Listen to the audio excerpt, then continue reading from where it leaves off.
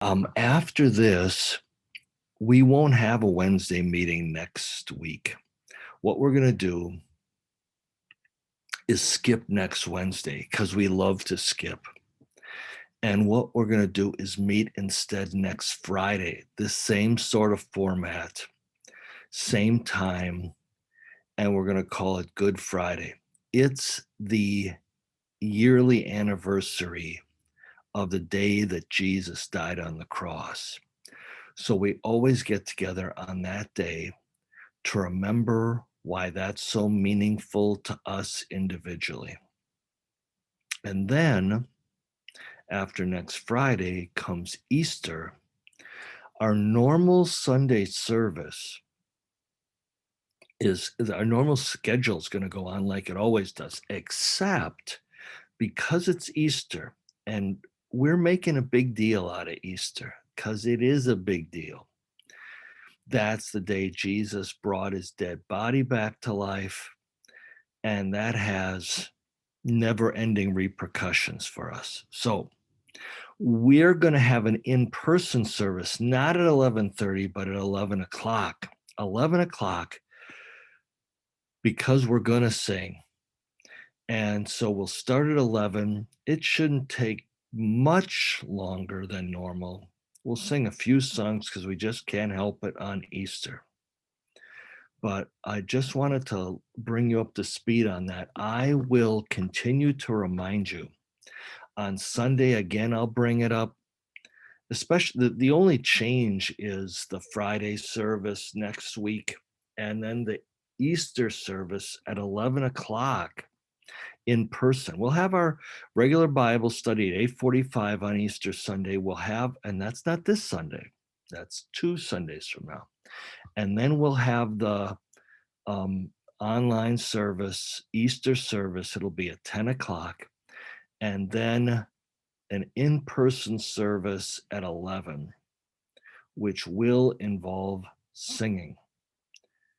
And so it'll be kind of exciting. We haven't gotten to do much of that before. But I think we're ready to go for tonight. We always take some time on our Wednesday get-togethers to use one of the hymns from the Old Testament Bible. The book of Psalms was like a Bible teaching book and a song book at the same time, except we don't have their melodies. The psalm we've been working on this year in each of the Wednesday get-togethers has been Psalm 37. So we're going to start at Psalm 37, verse 34 tonight, and we're going to look at that. We're going to go to the end of the chapter. It's just a few verses. But when we look at that stuff, we get the message that God is talking about big things that are relevant to each and every person who hears this psalm and each and every person who could hear this psalm. Take a look, Psalm 37, verse 34. Depend on Yahweh's promises. Go the way he tells you. He will honor you with the land he promised, and you will see him send wicked people away forever. I saw wicked people who abused others. They look strong and healthy, like a redwood tree. Then those people died. That was it. I looked around for them. They were nowhere to be found. Think of people with God's goodness. Keep an eye on them. These people have peace of mind. So does everyone who depends on God's promises. People who disregard Yahweh's promises are going down. They're on a dead-end street. Yahweh rescues people with his goodness. They go to him when they're in trouble. Yahweh helps them and he rescues them. He saves them from wicked people because they trust him to protect them. And so that's the psalm for tonight. It as weird as it sounds, this psalm applies to Jesus too. In some of the most gruesome parts of the Bible record of his last day, where it does not seem like God is protecting him very much at all.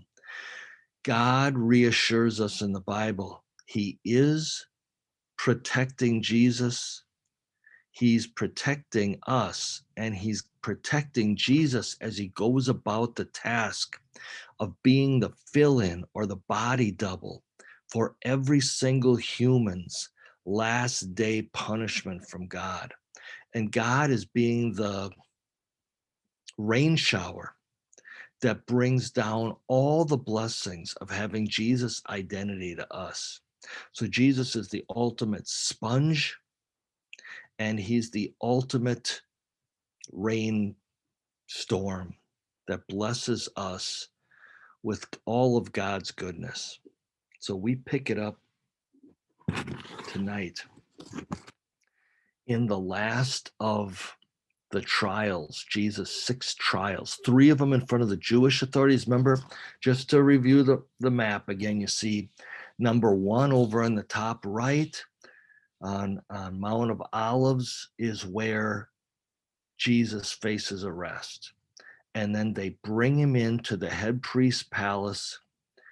3 different trials happen there, 1 in front of head priest Annas and 2 in front of head priest Caiaphas and the full 70-person Jewish Supreme Court, minus a couple of guys who we hear about on Easter. And then over to Pontius Pilate's palace, number 3. It's up on a hill. It looks down on everybody else. Pontius Pilate forwarded Jesus on to Herod, the Galilee Roman representative. That's number 4. And then Herod sent Jesus back to Pontius Pilate's palace for trial number 5, where we leave off. And from there, Pontius Pilate sends Jesus outside the city walls to this place called Golgotha. We're going to pick it up tonight at the end of that 3rd trial, the number 5 here on this map. I think it might be helpful for you to kind of see on a overhead view of the city. You see the main feature of the metropolitan area of Jerusalem is that huge temple complex. Like we said, it holds 200,000 people, not all of them covered by a ceiling, mostly open air accommodation.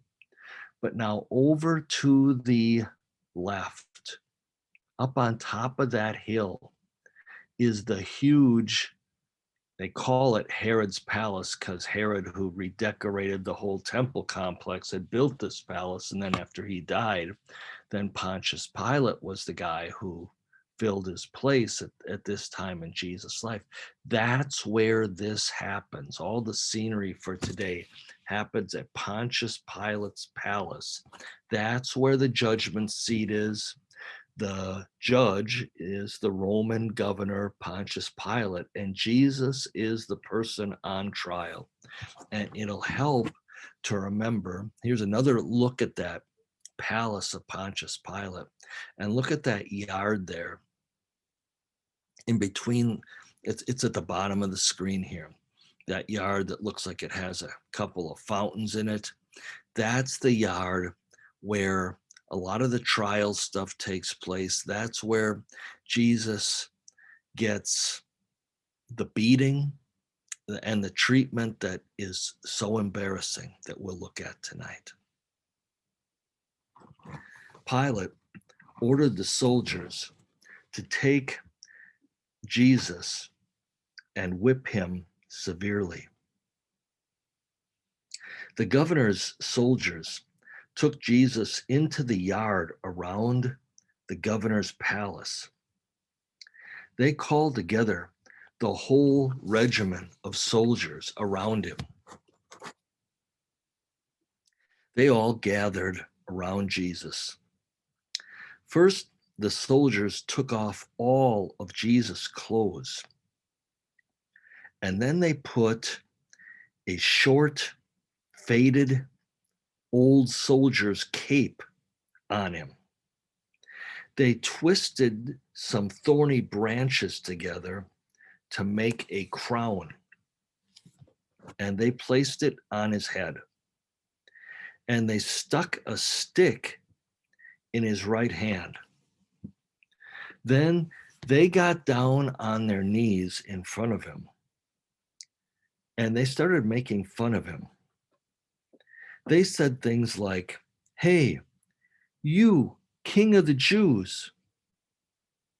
Then they each took turns spitting in Jesus' face. And some would beat him on the head with the stick in his hand. And then they slapped him. After the soldiers finished making fun of Jesus, Pilate went out to his platform again and told Jesus' Jewish enemies, "I am bringing him out here to you.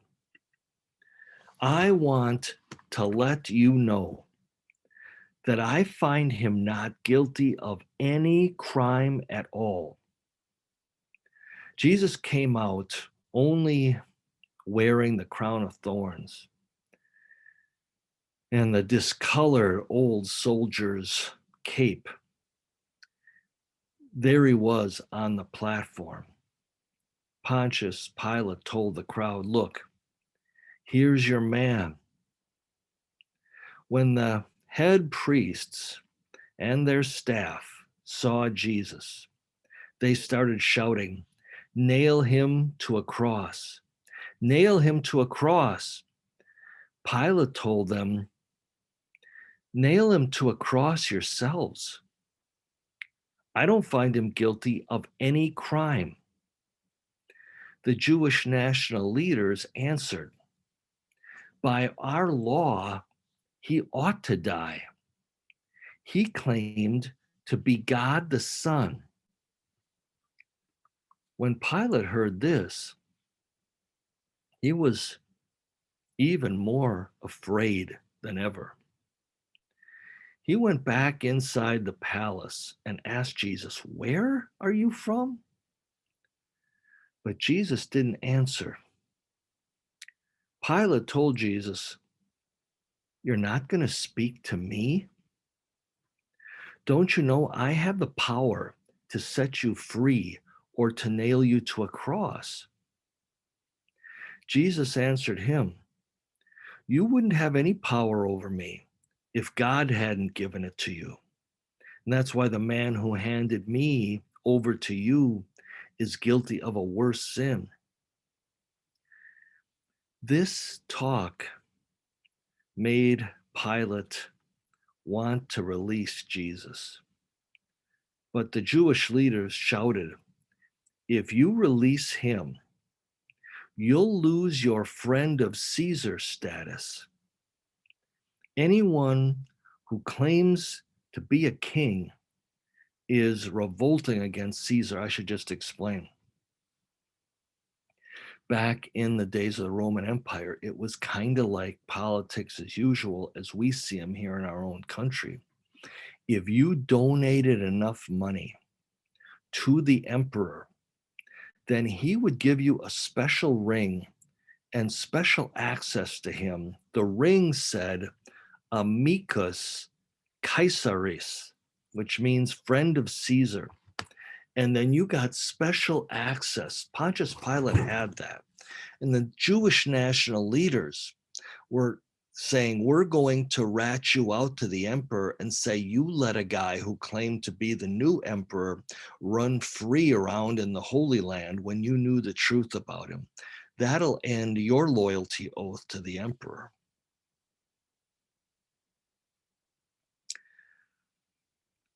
So this all made Pilate take Jesus out to the judge's stage.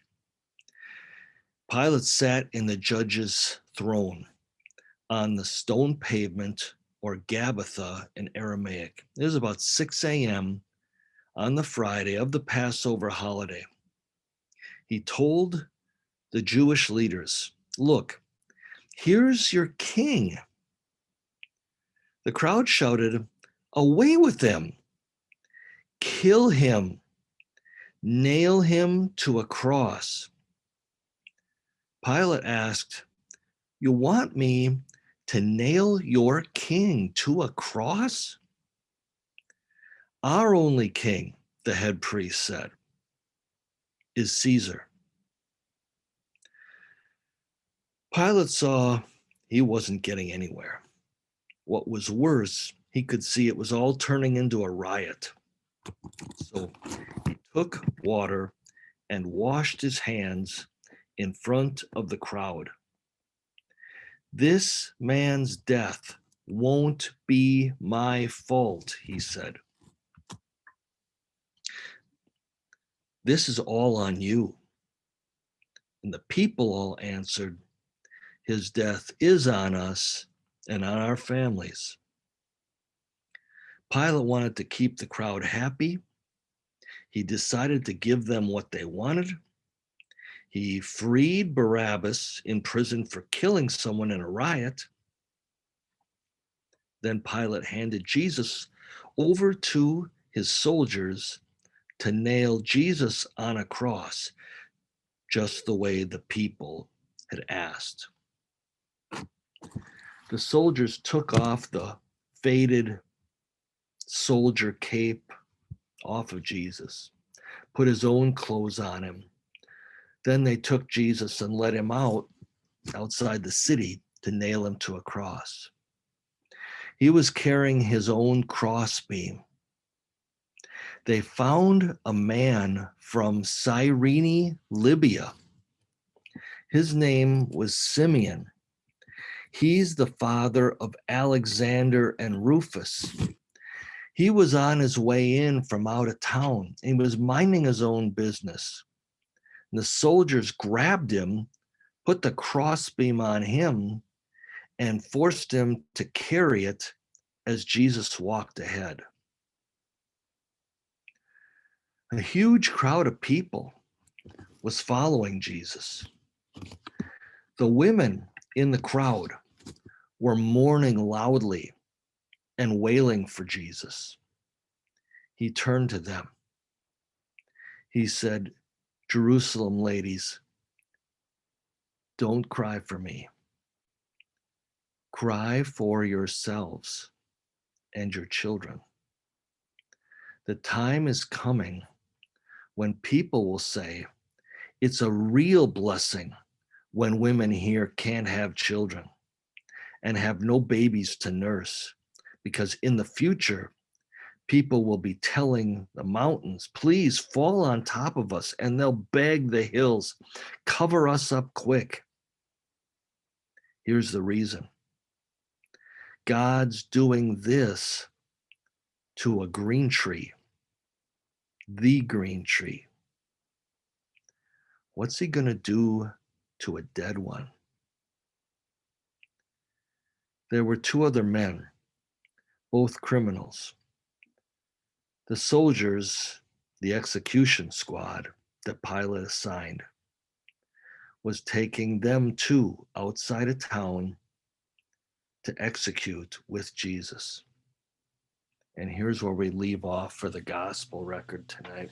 But I wanted to take a few minutes to talk about that statement Jesus gave these women. He said that they shouldn't cry for him. They should cry for themselves and for their children, because people in the future were going to be begging any elevated area to envelop them. And he said, God's doing this to the green tree. What's he going to do to the dead one? This is something that Jesus had spoken about a lot this week. What we just heard was from Luke 23. Here is Luke 21. That means it's a couple of days earlier than this. Jesus is in Jerusalem with all the other Jewish pilgrims for the Passover holiday. And he's on Temple Square. He has people's attention, and he wants to give them a warning. When you see armies camping all around Jerusalem, he told them, realize it won't be long before the whole city is coming down. Whether you live in Judea County or in Jerusalem itself, you should start running for your life. It wouldn't happen in the near future, but it would happen about 35 years later, like the slide says, 70 AD. That's when the Roman Empire got sick and tired of the Jewish nation's stubbornness and constant revolts. And so they sent in their armies to come into the Holy Land from the north and head down to the capital city, on their way, taking down every population center, killing, enslaving people. And when they got down to Jerusalem, then they did surround the city of Jerusalem. Jesus went on in Luke 21. He told the people, the crowds at Temple Square, just a couple days before his own execution, it's really going to be really awful for pregnant women and nursing mothers. It's going to be a national disaster. God is going to bring his fair punishment down on this area. And so the whole nation was going to suffer. That is exactly what happened. As they came, as the Jewish armies invaded the Holy Land from the north, then they captured a Jewish officer. His name was Josephus.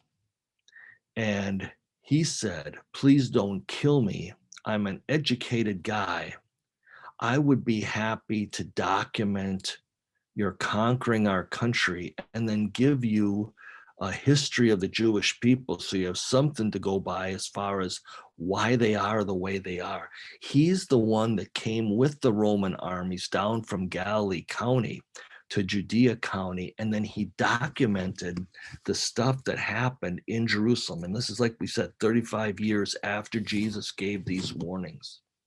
He wrote, like starving dogs, people gnawed away on anything. Because the Roman army surrounded the whole city. Nobody could get out. So there was no way. Once the food ran out inside the walled city, there was nothing left. So people would gnaw away, Josephus says, at belts, shoes, whatever they could get their hands on. And then finally, the Roman armies got over the walls and began a slaughter. Josephus writes, the mass slaughter was so bad that often city fires went out by streams of blood dousing them.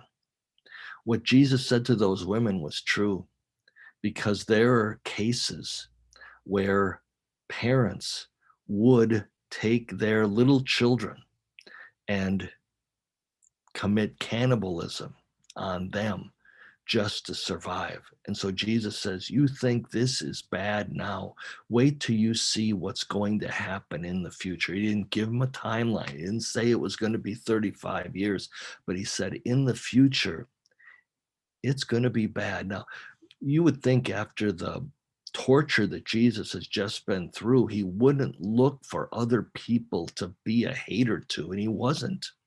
He was literally warning these people because he didn't want them to have to face this. He didn't want them to be part of this.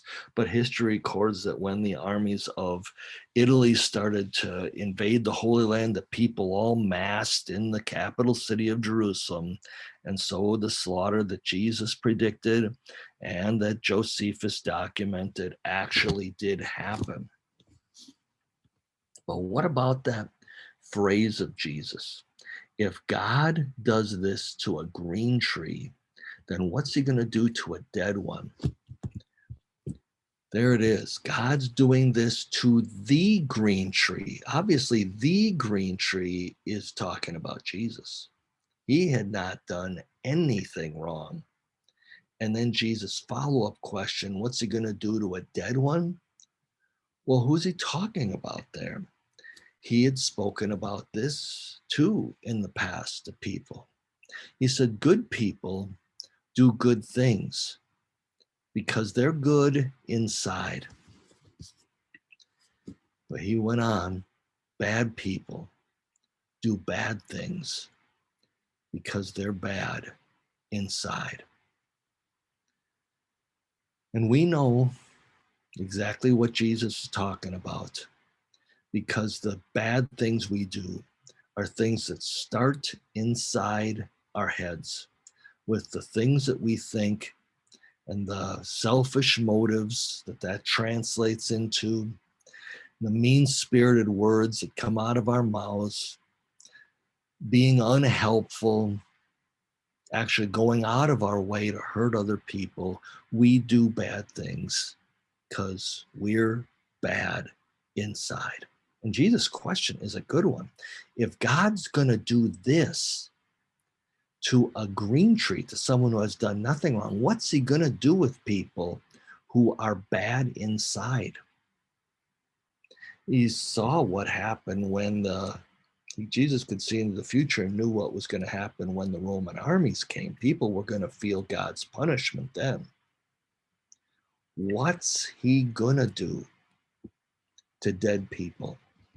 People who are bad inside, who are evil inside, who are wicked inside.